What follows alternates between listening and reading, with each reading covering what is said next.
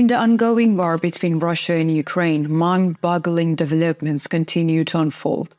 The Russian army, which has been demoralized and almost completely isolated from the war in recent days, is suffering blow after blow. Especially after Wagner's coup attempt, we are witnessing the steady advance of the Ukrainian army at many points on the front line. So, what are the latest developments? Let's take a look together in our detailed map analysis. At the beginning of our map analysis today, we will cover Bakhmut. Remarkable developments continue to take place in this city we often hear about.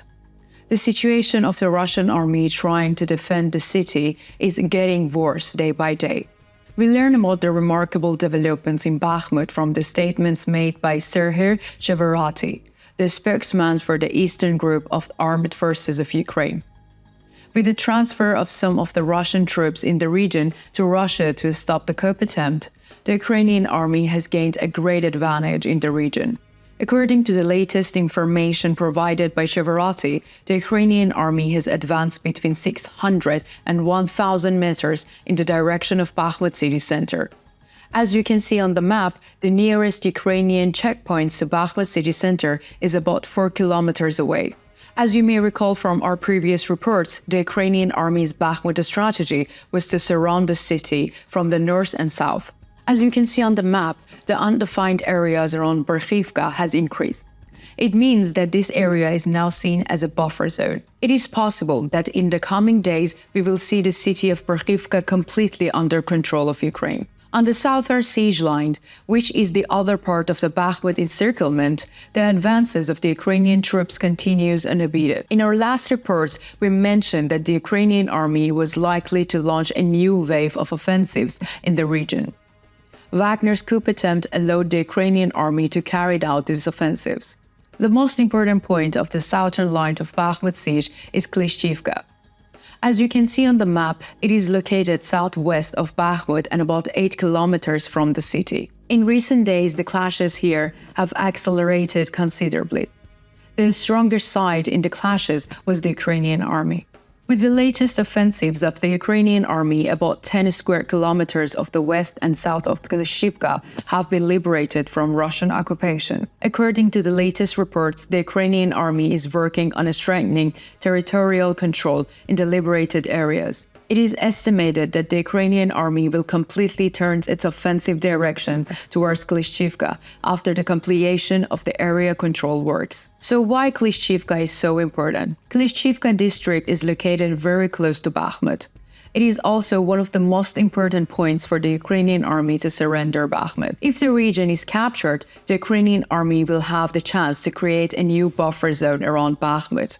In this way, Bakhmut will be prevented from receiving support from south. When we go south of Klishchivka, we see quite remarkable developments taking place. In the past few days, some Ukrainian military channels reported that the so-called Operation Canal was successful. The goal of Operation Canal was to clear the area known as Donbas Canal from the Russian domination. We have been witnessing increased fighting in the area known as Siversky Donetsk, Donbas, south of Kurdimivka region, and north of Sumy region, which you can see on the map. Operation Canal was being carried out in this area. According to the latest reports, Ukrainian troops managed to repel the Russian troops taking positions around the canal. With the success of Ukrainian army in the region, the tactical advantage went to the Ukrainian army. As you can see on the map, the area is located on two main highways. These are the TO 513 and TO 516 highways. Now let's take a look at the latest developments in Kherson region further south. This was one of the points where the Ukrainian counteroffensive was expected to be the most intense. Recent developments have confirmed these expectations. The Ukrainian army has made a great progress around Kherson. Russian sources have recently shared quite remarkable reports. According to these reports, the Ukrainian army has made a major advance east of Dnieper River. On the map, you can see the Antonivsky Bridge. This is a very important route for Kherson to east of Dnieper River. Therefore, Russian troops had deployed a large part of their forces here in order to take control of the area. However, a strong pressure from the Ukrainian army forced the Russian troops to withdraw. According to the latest reports, Russian troops are leaving the checkpoints on the Antonivsky Bridge. Footage of the Russian troops leaving the area was shared on social media. The footage shows the part of the bridge under Ukrainian control being shelled by Russian tanks.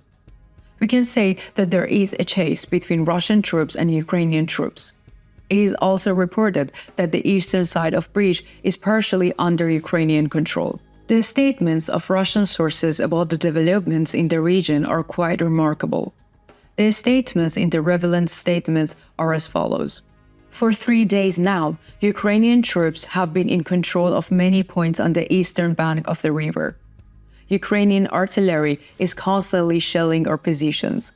The Russian army has almost lost its ability to intervene. The Ukrainians are also attacking our positions from their gunboats across the river. We have lost many of our soldiers, and the Ukrainians are taking advantage of the darkness of the night to infiltrate our positions. As you can see in the claims of Russian sources, we see that the Ukrainian dominance has increased around the Antonivsky Bridge on the east bank of Dnieper River. However, the advantage of Ukrainian troops in Kherson region is not limited to this area. In our previous reports, we mentioned that Oleshki and its surroundings are very strategic points. Likewise, the Delta Islet around the city did not allow the Russian army to establish a defense line. Allegedly, the Ukrainian army has started to establish areas of dominance in the region. As you can see on the map, the borders of the red area in and around Oleshki have been moved to the east. The borders of this red area were previously located at the river line. However, it is clear that there is a regression here. The most important stage of the counteroffensive in this area was to cross the east bank of the river. The Ukrainian army seems to have achieved this for the time being. If the Ukrainian army takes control of a few towns in the region, the Ukrainian army's advance on the Kherson front will gain further momentum. Let's also talk about Zaporizhia frontline. As you know, the Ukrainian army was advancing in the direction of Roboty. According to the latest reports, a few more positions of the Russian army north of Roboty were captured by the Ukrainian army. In the coming days, the Roboty region is expected to be completely under Ukrainian control. What do you think? Do you think that the Ukrainian army is close to result in Bakhmut? Is the strategy of encircling Bakhmut successful? Could Russia decide to withdraw from Bakhmut? How do you assess the developments in the Kherson, and how could be the consequences of the Ukrainian army gaining control over the eastern bank of river? We value your views. Please share them with us.